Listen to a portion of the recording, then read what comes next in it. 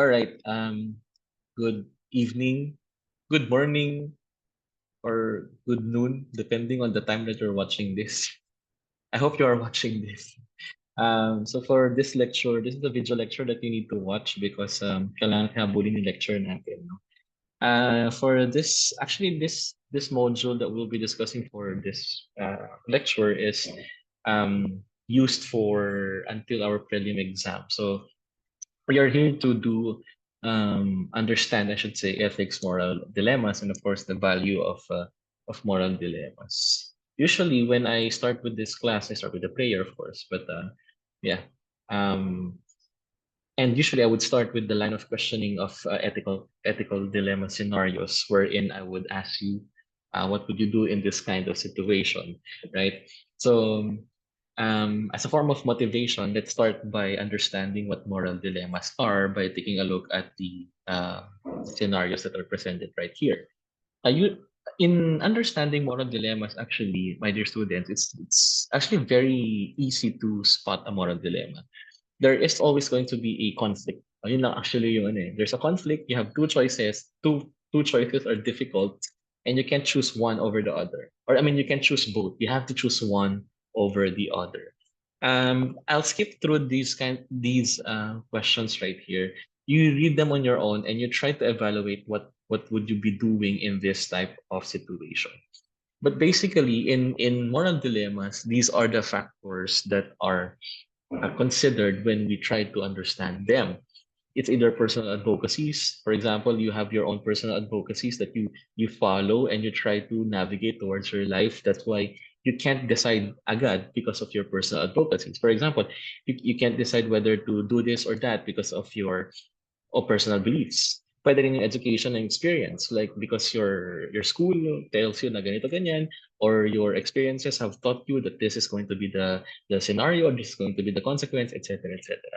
Sometimes your family and friends can also be factors, religion, even society and culture. So you notice now the pattern in moral dilemmas that when we talk about moral dilemmas, it creates this notion of conflict, right? So let's first take a look at the the the, the viewpoint of Plato and his understanding of what moral dilemmas are supposed to be. Plato suggested when he had written his book, The Republic, no, sabi dito kasi the Cephalus. There was a definition of Cephalus on what justice is. There are two things to consider. First is speaking the truth and paying one's debt. Now, here is where it gets interesting because the idea of paying one's debt and speaking the truth is well, basically okay siya, no? It's a good definition of what justice is. But Socrates comes into to play and he refutes this idea. Parang sabi niya, hindi yan ang definition ng ng justice. For example, if you return a borrowed weapon to a friend who is not in his right mind, that can cause harm to the person.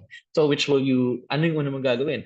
Will you pay your debt or will you protect someone from harm? So there is a higher moral ascendancy, or there's a higher moral precept that you need to protect. What I basically mean here is that when you now try to take a look at stuck at the situation, sometimes speaking the truth or sometimes even paying one's debt can lead to injustice. So yun yung medyo problematic dito. Yun yung medyo mahirap dito. So as a person who is now trying to navigate towards ethical considerations, you have to level it out. So when Socrates refuted this idea, sabi ni Socrates is that sometimes repaying your debt is without moral import. What he means by this is that okay naman magbayad ng utang, right? Like okay naman, wala namang problema doon. Actually, obligasyon mo nga magbayad ng utang mo, for example. But sometimes if you pay your debt at the expense of danger for others, then of course, unahin mo yung safety ng others. Because he wants to show that it is not always right to repay your debt, at least not exactly when the one whom the debt is owed demands repayment. The problem with justice, as defined by Cephalus in this ascendancy of moral dilemma, is that when what we have here, according to Plato and Socrates, is a conflict between two moral norms. Is it to protect is it to repay your debt or is it to protect someone from harm? Now, it is obvious, no, na mas malaki ang moral obligation mo to protect someone from harm rather than repaying your debts. So, Sometimes when you understand this, he maintains that protecting others from harm is far more superior than paying your debt. And sometimes speaking the truth can actually harm you. Diba? A classic example could be, what if may, let's say, serial killer. Tapos um, gusto niyang patayin, let's say, kapatid mo. Right? And then sasabihin ng serial killer, asan yung kapatid mo? Now, if you are going to be an ethical person, of course, sabihin mo agad kasi nga ayaw mo magsinungaling. Pero at this scenario, ang pagsisinungaling mo, yun yung mag-help para hindi mamatay yung kapatid mo. Right? So you have to tell a lie. Because if you say the truth, then your brother or your sister, for example, or your sibling for that matter, will die. Kasi sasabihin mo nga yung katotohanan. So again, speaking the truth, protecting someone from harm, you know what to do. Wala siyang conflict doon. Wala siyang moral dilemma. Now, here is where it gets interesting. We also have Jean-Paul Sartre. He's a existentialist philosopher in the, I think, 70s. And ang viewpoint naman niya pagdating sa moral dilemma is like this. Nearly 24 centuries later, after Socrates, after Plato, Jean-Paul Sartre described moral conflict, the resolution of which was to many less obvious than the resolution of the Platonic conflict. Kasi nga, wala masyadong idea, hindi naman sa wala masyadong idea, wala lang masyadong explanation further na ang pinagtuunan ng pansin ni Plato, ni Socrates. Well, because siyempre, it was parang pure black and white lang nun. So, this may example na binigay si John Paul Sartre sa atin. And let's try to experiment on this. While you're watching this, try to also, try to think of what you would do in this situation. So here's the situation. So for example, there is a student and namatay ang kanyang kapatid because of the war. Okay? And the brother died as the German offensive noong 1940. Now the brother wants to avenge his brother. The student, I should say, the student wants to avenge his brother. So he wants to fight back. He wants to fighting back is like some sort of avenging his brother. But here's the condition. His mother is also living with him and maiiwan niya ang kanyang nanay kapag siya ay mag-join ng war. Now, this is interesting because the student believes that he has conflicting obligation because Sartre believes or describes him as being torn between two kinds of morality. One of which is limited ng scope pero if certain ang efficacy, which is taking care of his mother. Of course, if you are a person who would choose between taking care of your mother or going to war, you would immediately choose, right, taking care of your mother. But now, meron kasi moral import ang student na to. What is it? To avenge his brother. So, feeling niya, pag siya ay mag-join sa war, ay ma-avenge niya yung kanyang kapatid at the expense of leaving his mother. So ito na, yung sa unang example natin kay Plato, choice A is that good ang result. Kasi nga, you would protect someone from harm. Choice B, kapag di mo ginawa yun, someone will be harmed. So it's obvious, ang pipiliin mo is yung not putting people into harm. Dito naman sa example ni Jean Paul Sartre, medyo mahirap. Kasi nga, choice A, pwedeng okay yung result or maybe good yung result. Choice B, maybe good din yung result. Because who knows? Maybe he can avenge the death of his brother, right? But there is no guarantee, no? Kasi join siya sa war, hindi lang naman siya mag-isa dyan. Marami pang soldiers dyan, right? So, the other is may wider scope but uncertain efficacy because attempting to contribute to the defeat of an unjust aggressor is kind of like saying na, how will I even avenge my brother's death if isa lang ako sa many soldiers doon? Buti sana kung ako mismo papatay doon sa unjust aggressor or ako mismo papatay doon sa dictator or doon sa leader ng kalaban. So, here, medyo mahirap siya. There is a moral dilemma now here in such a way that you have to choose something. Now, majority of you would choose, of course, taking care of your mother, right? Sir, alagaan ko na lang yung nanay ko kaysa pa naman makipag-war ako. But a lot of people would also say na, hindi sir, kailangan kong yung civic duty ko to help avenge the death of my brother. So, nakikita niyo na yung pattern ng moral dilemmas, right? Actually, in the past, no, in the literature of the past, there have been many moral dilemmas from Jean Paul Sartre, from Plato, from Socrates. We also have literature about this, no? Actually, in the account of Aeschylus' Agamemnon, the husband of Helen, the protagonist here ought to save his daughter and ought to lead the Greek troops to Troy, but he cannot do both, right? He cannot do both. You know the story of Helen of Troy? Do you know that? The face who launched 1,000 ships. Ano ba kasing storya nun? So si Helen of Troy ay supposed to be married or is supposed to be wedded, I should say, to Agamemnon, but like fell in love with Paris, another person, no? So they basically betrayed the husband and sinama ni Paris si Helen sa ship and basically started the whole war. Kaya nga siya the face that launched 1,000 ships. Diba? But anyway, ito yung mga examples ng moral dilemma na nafe-face sila. So si Agamemnon being the protagonist, he wants to save his daughter to lead the Greek troops to Troy. He wants to save his daughter, or should he be present in the war, di ba? So he cannot do both, right? So marami siyang pwede. So that's the introduction pa lang. No? So what is then a moral dilemma? Take note that what is common to the well-known cases is when there is conflict.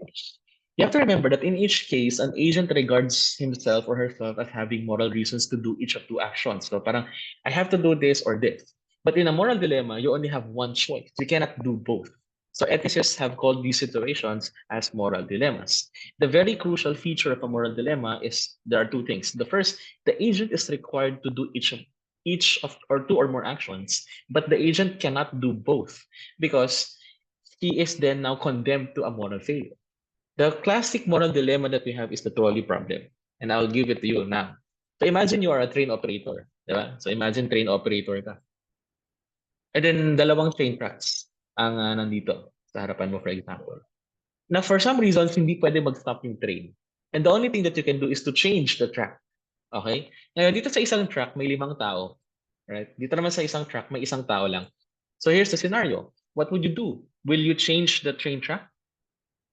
Knowing for a fact na ikaw ay responsible sa magiging death ng isang tao? Saving 5 people naman.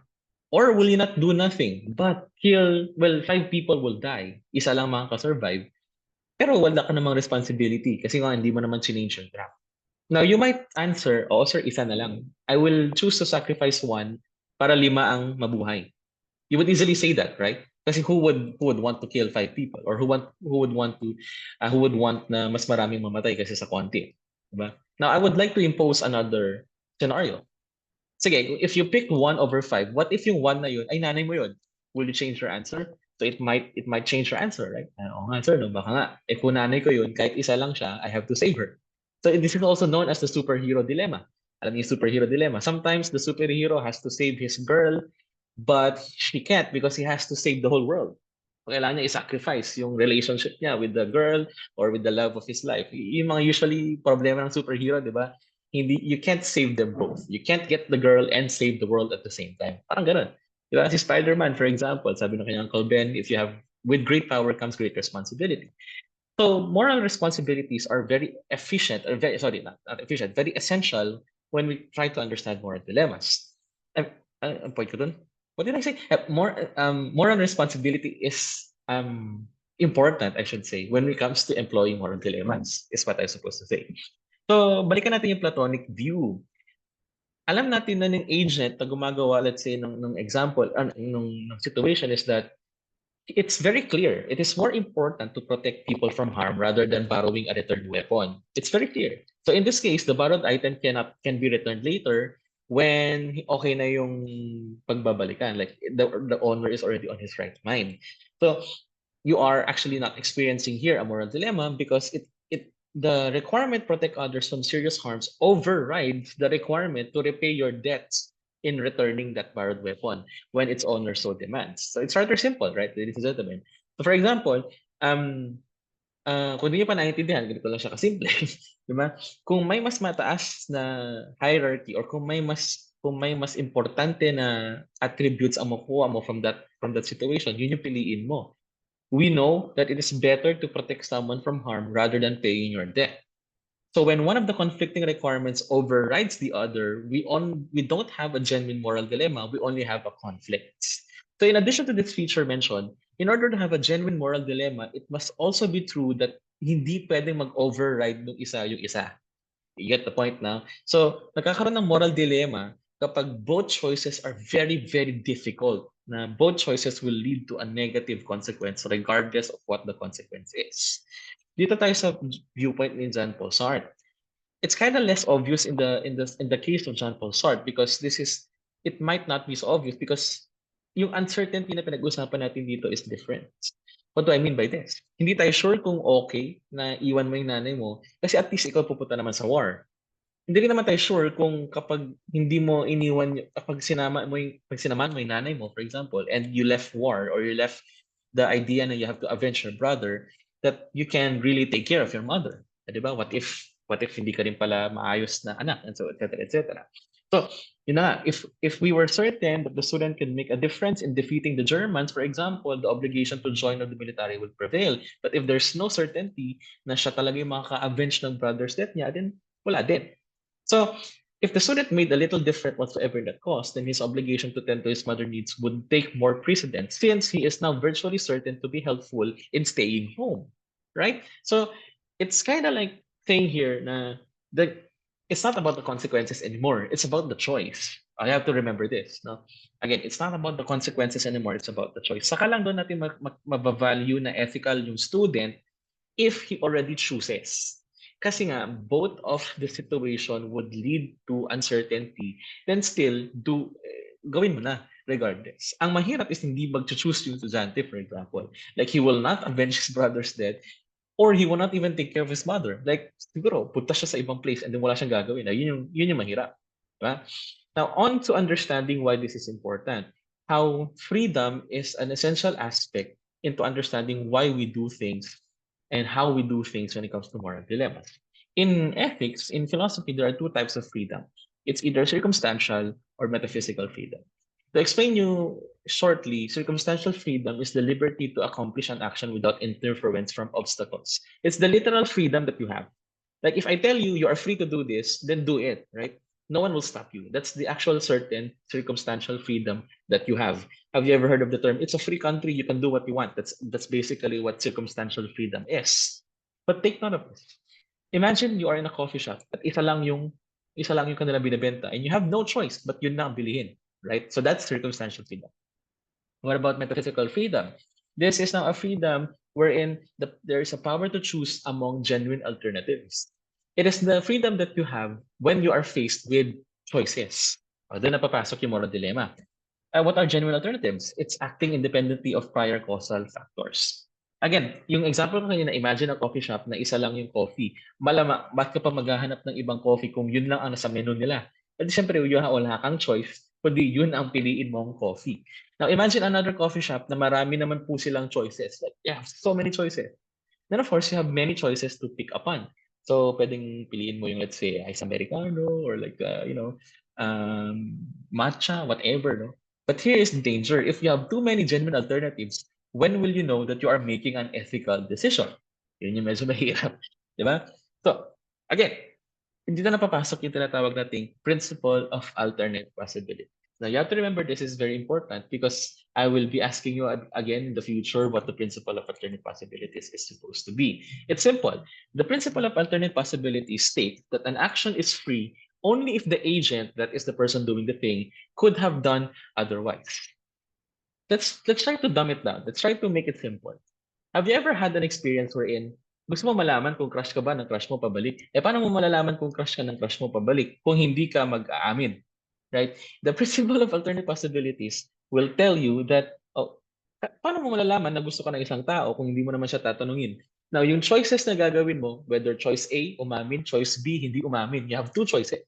Kung choice A, aamin ka, marami ulit choices na pwede kang makuha doon. Kung choice B, hindi ka aamin, dead end na yun. That's the principle of alternate possibilities. But be wary. Hindi ko naman sinasabing, kung may crush ka ngayon, umamin ka na. What I'm trying to say is that the principle of alternate possibilities helps us understand that we are free to do something if we could have done otherwise. Sabi nga nila, speak now or forever hold your peace. So whenever you try to question, for example, the reality, whenever you try to question your morality, it doesn't mean naman na, sige, sabi ni Sir Dij, since principle of alternate possibilities can entail that whatever I do, it will lead to consequences. Huwag mo namang isipin na lahat na lang ng gagawin mo, it will lead to good consequences. So for example, if you have a choice to study and you have the choice to do drugs, sabi ni Sir Dij, bahala na, basta pumili ako. Of course, you will not choose to do drugs. right? You will choose to study. Ewan ko na lang sa'yo kung ang pipiliin mo ay you would choose to do drugs. Because lahat ng ating ginagawa ay dapat meron pa ring moral responsibility behind it. What is that? It's the status of morally deserving praise, blame, reward, or punishment for an act or omission in accordance with one's moral obligations. Alas 6 na, marinig yung bell. Anyway, so here is what is interesting. Kung alam naman pala natin na lahat tayo ay may moral obligation, why is it that there are still so many people who do evil things?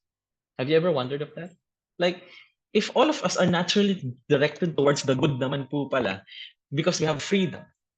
When, for example, when God gives you free will, inabuso mo kasi yung free will na yun, you are doing evil things. Why is that? Why is that kaya? Bakit kaya ganun? The answer is very simple, actually. Actually, we never choose evil. Good news yun. Good news yun para sa ating mga tao-ats.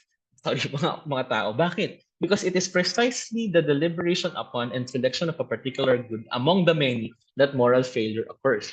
Saka ka lang doon nagkakaroon ng tendency na gumawa ng evil things pag sobrang dami mong choices. And that is why moral dilemmas impede our moral obligations. What do I mean by that? So for example, may choice ka, di ba, na mag-aral. Alam mo yan. Pero nagyaya din yung friend mo. Boring naman yan si Sir Didge. Huwag ka nang pumasok dyan kay Sir Didge na yan. No? You have a choice. You have the freedom to follow your friend. And then may another choice ka pa. Sabi ng nanay mo, punta ka na lang, huwag ka muna mag-aral. Ay, hindi, sorry, hindi ka mag-aral. Huwag ka muna pumasok kasi kailangan ko ng help mo. Pwede bang magpa-excuse ka dyan kay Sir Didge na yan? So may dalawang magkaibang aspeto yun. Right? Now, if you choose, then you will only now, that's the only time that you will have moral import or let's say moral obligation. So generally, of course, you need to go to school kasi yun yung obligasyon mo, mag-aral. Pero for example, pag yung nanay mo talaga kailangan niya kasi nga emergency, then of course you have to choose your mother. Kasi nga emergency daw, for example, kailangan kita dito.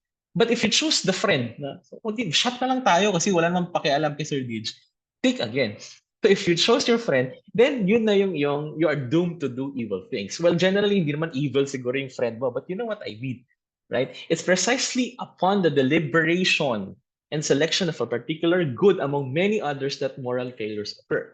Another example would be a person is doing evil things all throughout his life kasi wala na siyang alam gawin kundi yun kasi doon na siya nasanay. For example, even if you're gonna give that person, let's say, an avenue to change, even if you're going to give that person an opportunity to change, at wala siyang ibang alam gawin kundi mag-drugs, kundi maging, let's say, masamang person, then he would rather choose that, right? So yun yung medyo mahirap.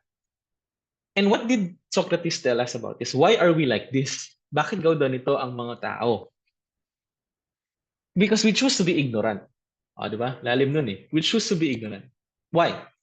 Socrates said, the root of evil is ignorance. Ano ibig sabihin ni Socrates dito nung sinabi niya that the root of all evil is ignorance? Ang pinaka-worst na tao doon is yung alam na nga nilang mali, ginagawa pa rin nila. I mean, it's rather obvious, right? You know that it is wrong to cheat. You know that it's wrong to lie, it's wrong to murder, to kill, no? Alam mo na nga wala ka mako-contribute sa society and yet gagawin mo pa rin. So it's when we do not know what better good we must choose that we are doomed to do evil things. Who would you choose? A person who admits that he knows that he does not know or a person who is all-knowing? Of course, you would choose the former.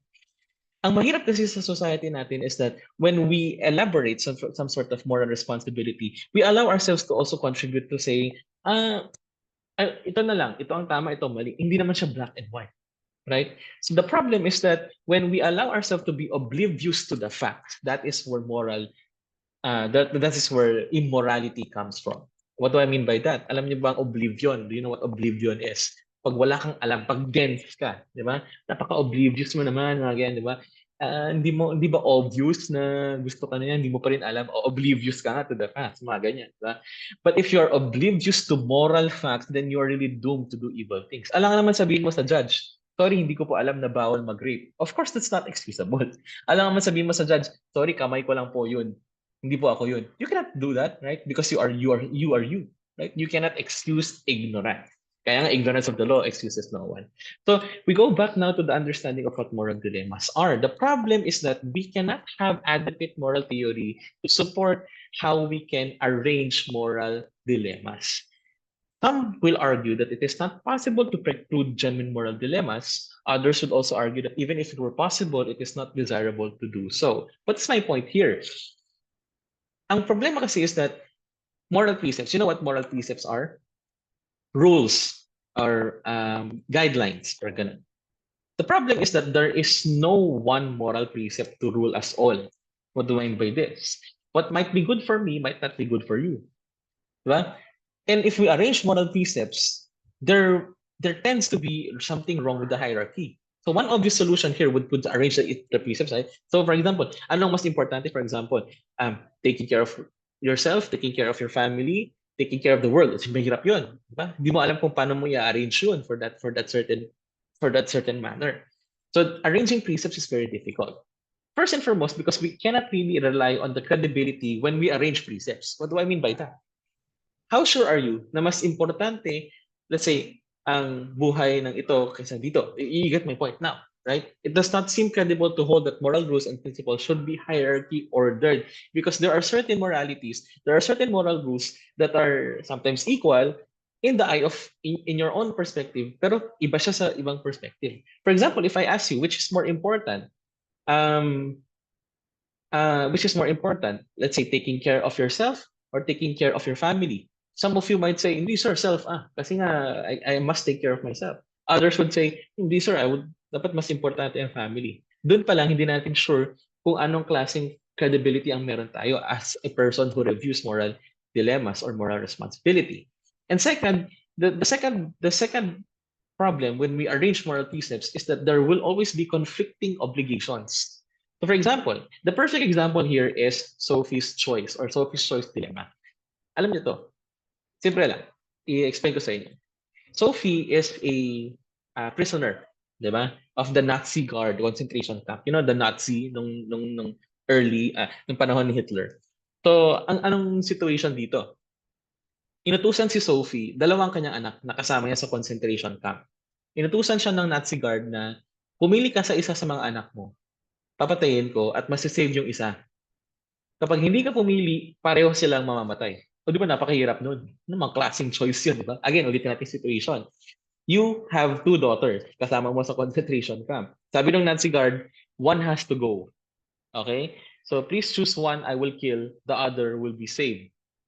If you do not choose, both of them will be killed. Ako, nakakahirap nun. So may added factor because now Sophie has a morally compelling reason to choose one of her children. But what about the credibility? Eh kung ikaw ay may favorite, syempre pipiliin mo yung favorite. Pero syempre may ano yun, up to the date yun, psychologically speaking, no? Mother issues whatsoever. But for each child, Sophie has an apparently equal strong reason to save both children. Thus, the same moral precept gives rise to now what we call conflicting obligations. Now, a lot of people would say, if I were Sophie, I would choose myself na lang. Patayin mo na lang ako, i-save mo yung dalawang anak ko. Pero hindi nga yung kasali sa choice. Di ba meron tayong dating shortcut na sinabi si Aristotle dun sa lesson 2 natin, emulating the virtues. But the problem here in emulating the virtues is that we cannot actually employ, it's physically impossible to employ the theory of Aristotle in engaging with these moral dilemmas. What do I mean by this? Alam naman, tatanungin mo sa sarili mo, what would a wise person do? You can't do that because it's physically impossible. A wise person can't even think of killing one of his or her children. Right? So yun yung problema natin. Now, as an ethical person, we know for a fact na hindi naman natin siguro ma-experience na to. Pero sometimes the process is that what then constitutes something ethical? Moreover, the better question would be, can something bad be excusable? Perfect example would this be the ethics of lying. Ayan. May video tayong papanoorin, pero i-send ko na lang yung link para naman diretso itong lecture natin. What is the problem with ethics of lying? Why is it that most people like comforting lies rather than unpleasant truths? Well, it's obvious. Comforting di ba? Kahit kasinungalingan, mas gusto mo ma-comfort kahit pa kasinungalingan kaysa masaktan sa unpleasant truth. Now, here is where it gets interesting. There is a philosophical consequence when you lie. Right? According to Cicela Bock, a lie is an intentionally deceptive message in the form of a statement. Di ba? Lying is giving some information while believing it to be untrue, intending it to deceive by doing so. So it has three features. A lie communicates some information, and then it tends to deceive or mislead, and the liar believes what they are saying is not true. So moral imports again tayo pag-isapan. Why is lying generally bad? Of course, it's bad because it is generally because a generally truthful world is a good thing. Now, lying diminishes trust between human beings. Can you imagine a world wherein everyone lies? Wala nang trust, di ba? Hindi mo na paniniwalaan ang mga OATs. Hindi ko sinasabi OATs, mga tao. If people generally didn't tell the truth, life would be very difficult because nobody could be trusted. Nothing you heard or read could be trusted, not even your love. For example, if everyone lies and someone tells you that he or she loves you, you wouldn't believe that person, right? Kasi nga lahat sila kasi sinungaling. Lying isn't really lying is when it starts as a cornerstone of the world, then the world will be untrustful or untrustworthy. It also treats people or who are lied to as a means to achieve the liar's purpose rather than as an end themselves. What do I mean by this?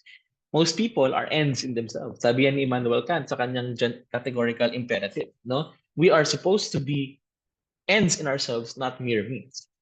Many people think that it's wrong to treat people as means, not ends. Of course, you cannot objectify people. Lying is bad because it makes it difficult for the person being lied to make a free and informed decisions about the matter that is concerned. And lies lead people to base their decisions on false information. Generally speaking, sila dito yung mga yung may sinabi kasinungalingan ay kailangan nilang laging i-feed yung kasinungalingan. Ang hirap kaya, 'di ba? Ang hirap maging sinungaling or ang hirap let's say pag meron kang sinabi kasi sinungaling kailangan mong kailangan mong ibaon yun tapos kailangan mong sabihin na yun I mean kailangan mo siyang always sabihin na ito siya kailangan mo i-maintain yung lie ang hirap nun, di ba? So um lying is bad first and foremost because it corrupts you, the liar. It also corrupts. Telling a lie may become a habit, and if a person regularly indulges in the form of wrongdoing, they may be as well be uncomfortable with wrongdoing in general. So here is where it gets interesting. So first, lying can hurt the person lied to, the liar himself, and of course the society in general. Let's skip through all of this. Basahin nyo na lang siya. Kasi nga, it's very obvious naman bakit ito yung mga nangyayari kapag naglalay ang isang tao. Generally speaking na lang, ito ang sabihin natin. Tignan natin yung viewpoints ng utilitarianism, deontological viewpoint, and virtue ethics pagdating sa lying. A lot of consequentialists, or what we call now utilitarians, would say that consequences are, when we take a look at the rightness and wrongness of things, it must be based upon the consequences by that act. So, if telling a particular lie produces a better result than not telling it, then lying would be good. Yung perfect example ko sa inyo kanina is yung what if may serial killer. Tapos tinanong niya kung asan yung kapatid mo. Kapag kasi nagsinungaling ka, edi masisave yung kapatid mo. Kasi nga, hindi mo sinabing katotohanan, pero at least na-save mo yung kapatid mo. And if telling a particular lie produces a worse result than not telling it, then of course, telling it will be a bad thing to do. So, pag sinabi mo yung totoo, kung saan yung kapatid mo, well, papatayin siya nga, no, ng serial killer. Ayun, that's the perfect example. Now, lying is bad in the utilitarian concept because it causes harm to people and it reduces society's general respect for truth. Now, the problem with consequentialism or utilitarianism for this matter is that we cannot really measure what good and bad is. What might be good for me might not be good for others. How do we decide even what is good and bad, right?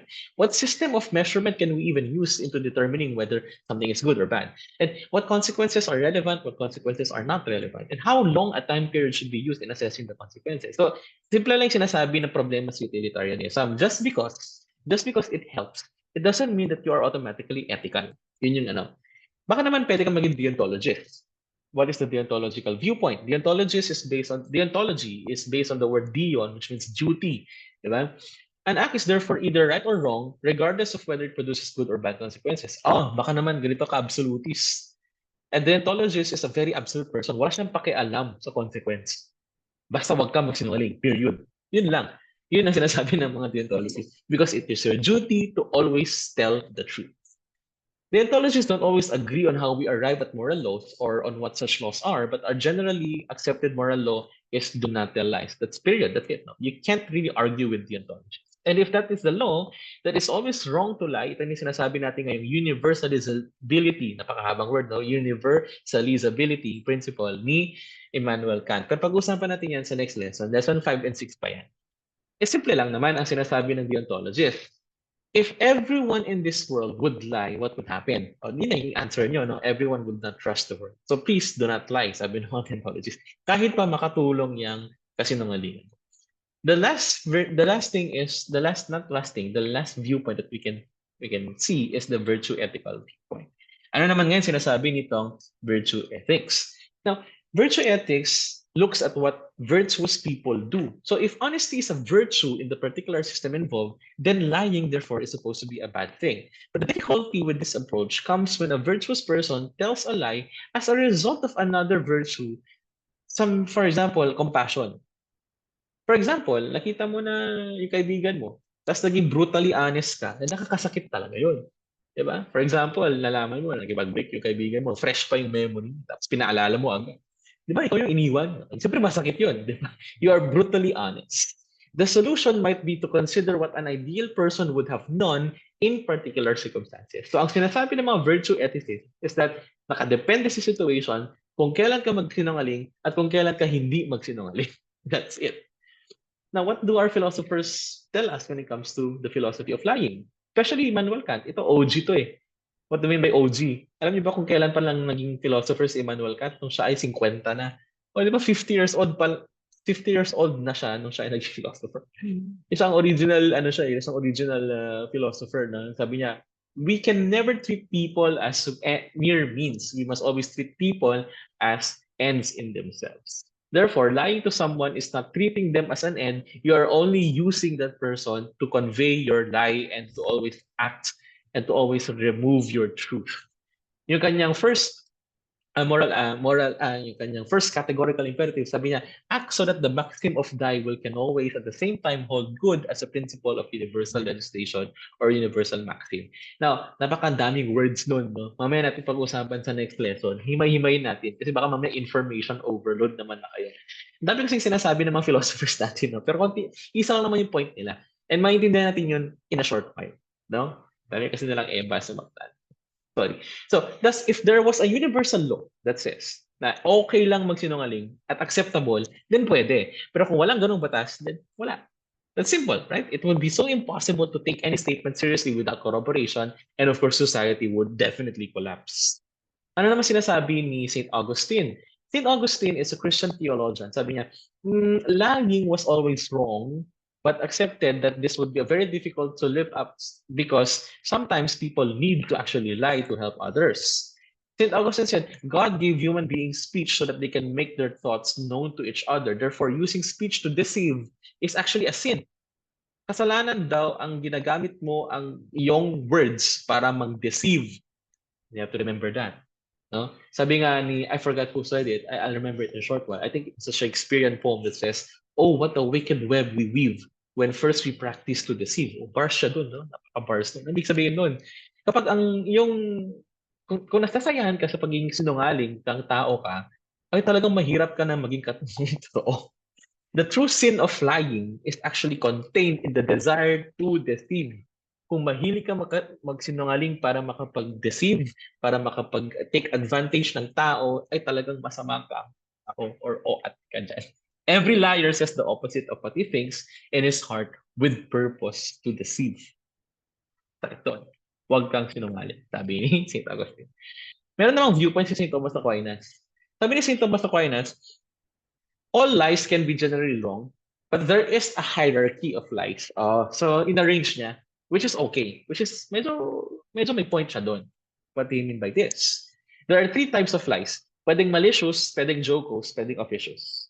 Malicious lies that are told to do harm. These are mortal sins. This cannot be excused. Jocose lies, these are lies told in fun. Okay, yung parang pang-prank lang ba?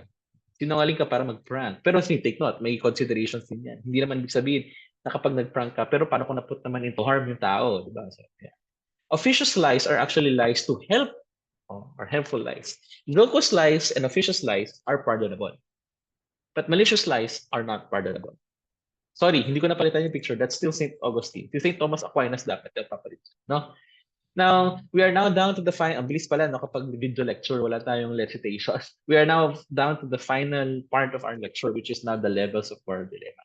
To simply put it, there are three levels of moral dilemma. It's either individual, organizational, or structural. The thing about this is that this is the hierarchy. Unahin natin individual. Pag sinabi natin personal or individual moral dilemma, is that it starts with the personal individual interaction of people with situations in their daily life. In this level, the conflict arises when a person is asked to choose between two important values for the person. For example, choosing between your duty to your family or your duty for another person. Ito yung mga classic, sino ang pipiliin mo? Mahal ko or mahal mo? Ano yun? Individual moral dilemma lang po yun. Diba? Pag sinabi nating organizational dilemma, ito naman yung dilemma that are encountered by a certain institution, business, organization in the decision-making process that they have. At this level, the dilemmas that organizations experience usually affect more than one person, and that they can be part of the integral group or part of an external stakeholder. What we basically mean by organizational dilemma is that ito na yung mga examples wherein the institution now is involved. Naalala niyo itong issue ng thesis na nangopya daw.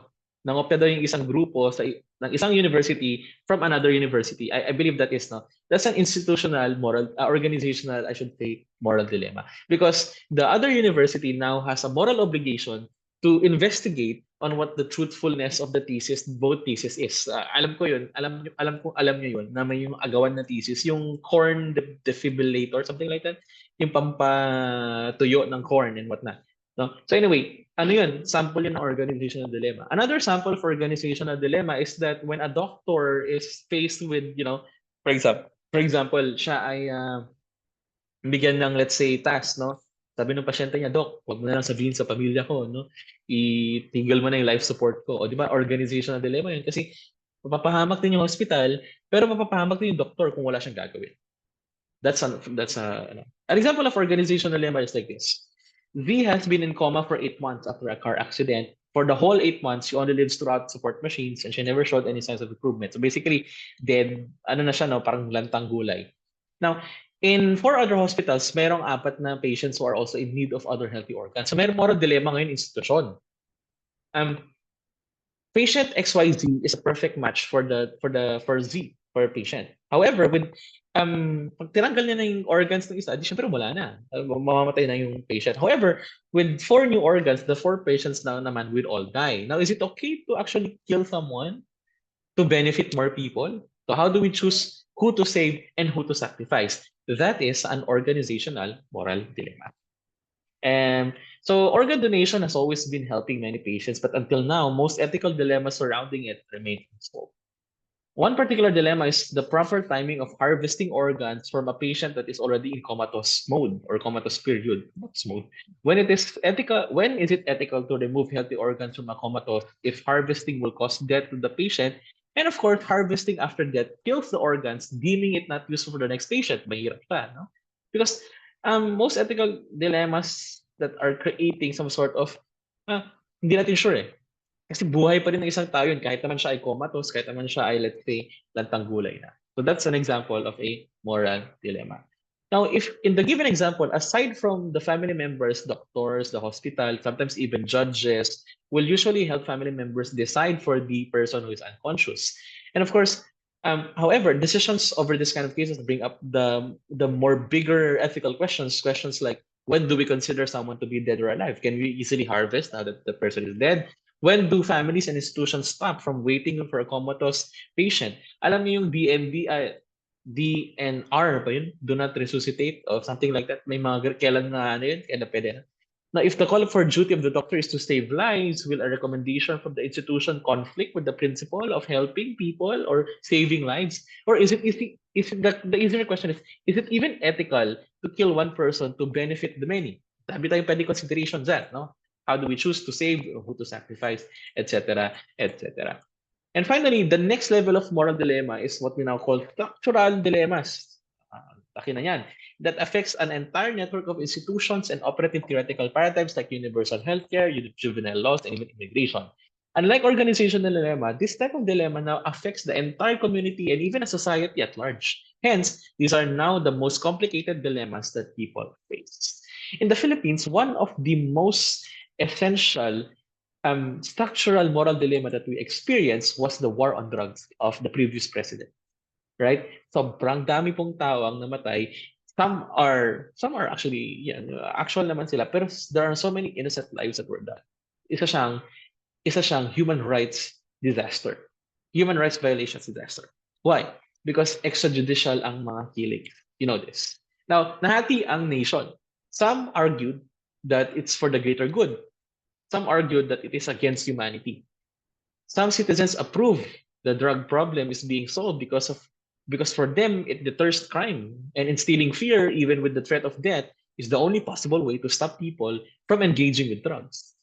Now, some citizens naman abhor and necessarily reject the way the drug problem is being handled because of the implications to basic human right to life.